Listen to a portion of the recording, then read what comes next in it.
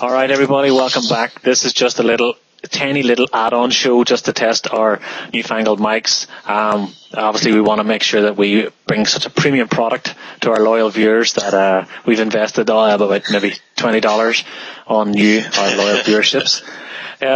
I wanted a couple of questions, Ned, because when we did the interview the last time, I actually never really got to ask any questions because we had so many questions from the Facebook group or whatever. We talked about in your show with Danny, we talked about first pressing versus reissues or whatever, and you never actually give us your opinion on it. Wanted to know where you stand on pressings, because you do seem to mention it when you post on the Facebook pages, original or reissue. So you must be interested. What's your status? Well, I think in the you had touched upon certain albums that you really would like to have first pressings of. Now, I really don't mind. I know how much money I have to spend on these fucking things, and I don't like to I do try to have a budget with it. But a good example did come up last night. I went to the record shop. This is maybe 3 weeks ago. There was an original Stooges self-titled press, yeah. Big E, Elektra. Well, that's one of those records and one of those bands that I wanted to have, or I would love to have original material from. You know what I mean? So I guess I am biased in that sense. So I bought a reissue. Reissue played perfectly fine, sounded great. Last night I went into the shop. They had another collection come in with another early Stooges press. So I jumped on it, and I paid a premium for it too.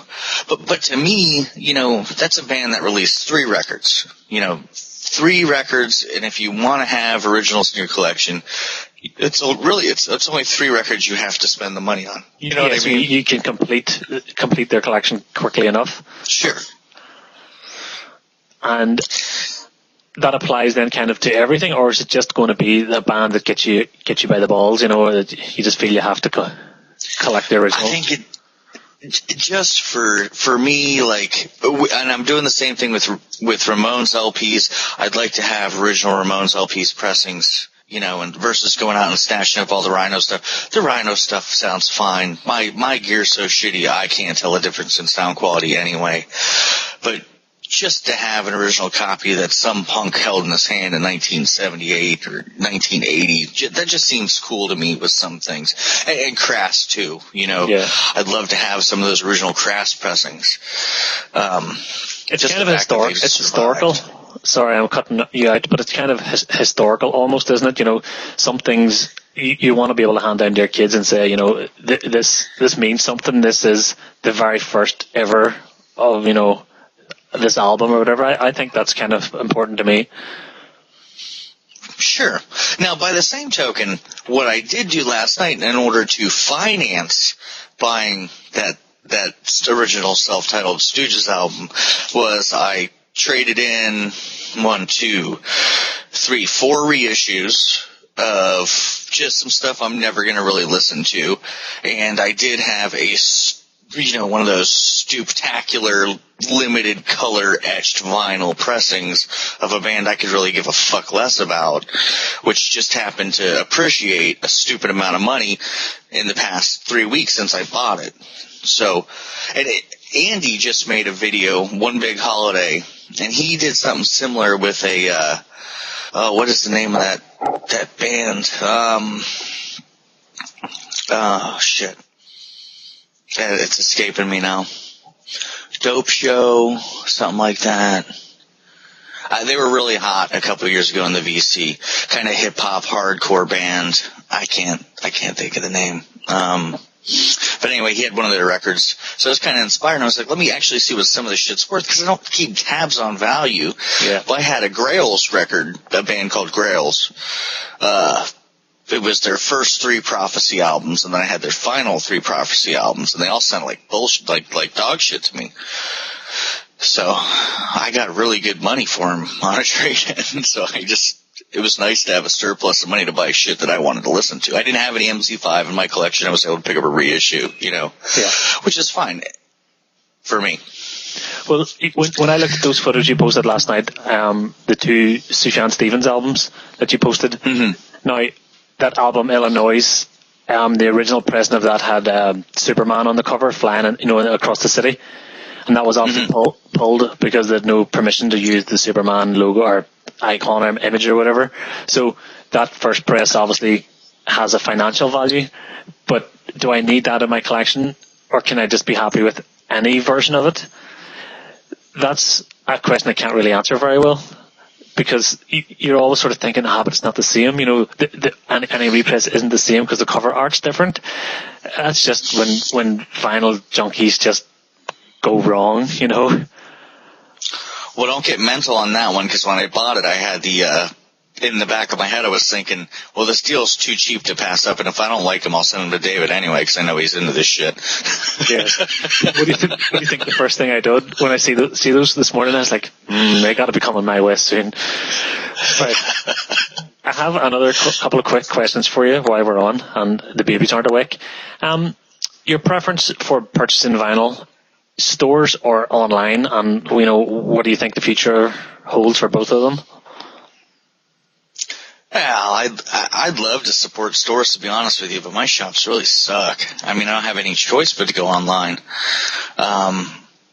If I lived in Leeds and I had access to like Carl's store, where I know there's good punk and hardcore, then it'd be a different story altogether. But I don't have that. Yeah. I mean, my stores are chock full of Led Zeppelin. I mean, that's it. Pink Floyd. I guess that's what sells. Well, and now I will say that the younger shop, actually they've been around for 20, 25 years, 30 years. What's neat about them is they do have a lot of new releases that go used real fast. Kids will come in and buy a brand new reissue or a brand new release and then trade it in after 2 weeks, or they don't like it, they don't have the money for what they want, they trade it in. So that's like the Stevens stuff I grabbed last night. I mean, to be able to walk into a shop and find shit that's been played maybe once, for $10, you can't pass it up. Oh, big time. Yeah. It seems such an unreal thing. I don't think that happens in stores over here where you trade in stuff, or at least it's not.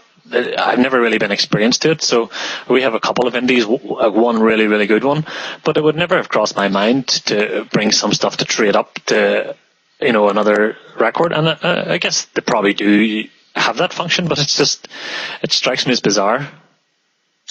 Yeah, well, and I'm taking a hit too. If I would take the time to do the Discog, but I don't have that fucking time. Otherwise, I would send out the VCLT shit that I have piled up. Time to make a box and go to the post office is difficult for me to do.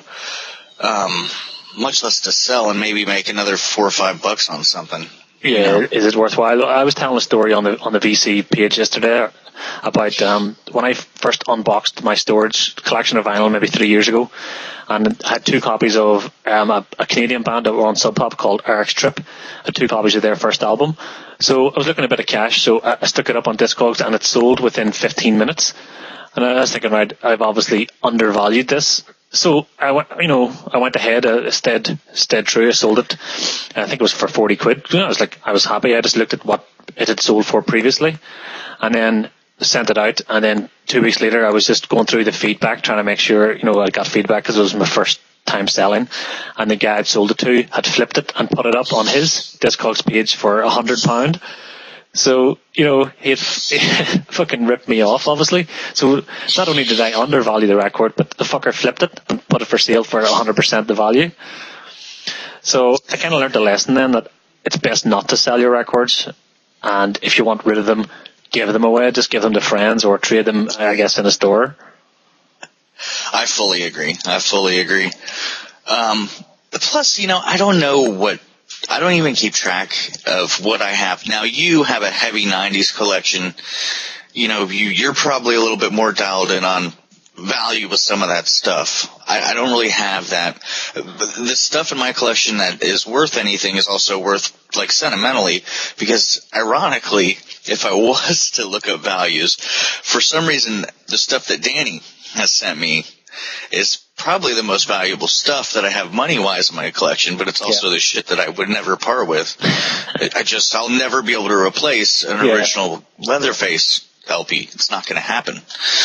Well, I have seen value doesn't really interest me that much. I look just out of noting this, but my condition of records, certainly in the past when I was younger and student and whatever, I'm not really a stickler for mint condition records. I leave a record sitting on the turntable for a couple of days. I noticed that you appear to be very particular and very clean, and you clean your records and everything's bagged and tagged really, really nice. I kind of feel a wee bit of a lazy bastard compared to yourself and some of the other guys on the VC. No, look, here's the deal. And this is one of those big things in the VC. You and a couple other guys I can think of, Chris, some of those guys. Here's the point. These records that we buy, especially used, you go to a garage sale, this person's had them unbagged sitting underneath their television set for 25 or 30, maybe even 40 years in some cases, and the shit survived just as fine as it will with all the bagging and shit that we do with it anyway. I do like to clean, but a sink and some dish soap's fine for me too.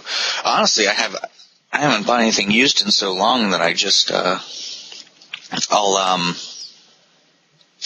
just buy it new and throw it on the table. Yeah. No, but I just think that you're definitely one of the more particular, one of the cleaner guys. That certainly, if you've seen the state of my collection, you would just be, oh my Jesus Christ.